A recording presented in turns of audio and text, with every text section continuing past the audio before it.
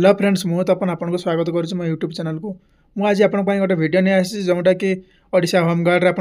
exam देते कलाहांडी जिलापाई तो तार फाइनाली आज रिजल्ट आसी जाइए रिटन रिजल्ट तो आपर गोटे लिस्ट आसी जाइए रोल नंबर हिसाब से सही मानक आपर फिजिकाल डाकई तो आसतु देखिए वीडियोटी Odisha home guard district headquarter Kalahandi तरफ गोटे नोटिस आसी जाइए से आपर जो आप रिटन एग्जाम देते तार फाइनाल रिजल्ट आसी जाइए तो सेटा देखो आप टोटाल 3650 जन पिला एग्जाम देते माने एग्जाम टोटाल 3650 जन पिला बसई तो से आप 2841 जन पिला आपर क्वालिफाई कर फिजिकाल आउ से आप 809 जन पिला आपर डिस्क्वालिफाई कर माने से फेल होती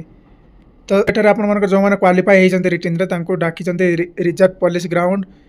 भवानीपाटना एठार आपर फिजिकल एफिशिएंसी टेस्ट हम माने जो एड्रेस कहली रिजर्व पुलिस ग्राउंड भवानीपाटना यही जगह आपर जो मैंने रिटन क्वालिफाई कर फिजिकल टेस्ट ये हम तो सही भाई देखो आप जो पुलिस स्टेशन फॉर्म अप्लाई करते तो तार डेट अलग अलग दिन में आपर फिजिकालिटी हम से भाई आपर देखो आपर थानार नेम देखो अंपानी जाईपटना कक्सरा कलमपुर रामपुर करलापाटा जूनागढ़ यही पुलिस स्टेशन एथि आप 20/6/2025 सकाल 6टा टाइम आपर फिजिकालिटी हम कौन जगह ना यही जो कहली रिजर्व पुलिस ग्राउंड भवानीपाटना यही जगह आपर हम तो से भाई आप देखिए यहाँ 21 तारीख में आपर टाउन सदर केसंगा यही जो 3टी पुलिस स्टेशन कहले 3टी पुलिस स्टेशन आपर फिजिकाल हम 21 तारीख में से भाई आपर लास्ट रहा आपर लांजीगढ़ विश्वपाटनापुर विजयपुर नरला एम रामपुर धर्मगढ़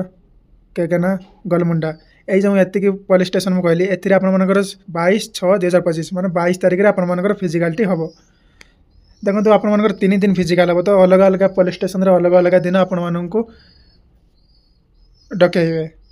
जो आप रिजल्ट आसी से हिसाब से आपटा को देखो एठार आपर मेरिट लिस्ट आसी जाइए देखो आप सीरियल नंबर देती रोल नंबर देती तो सही हिसाब से आप चेक करेंगे आपर रोल नंबर अच्छी कि ना तो देखो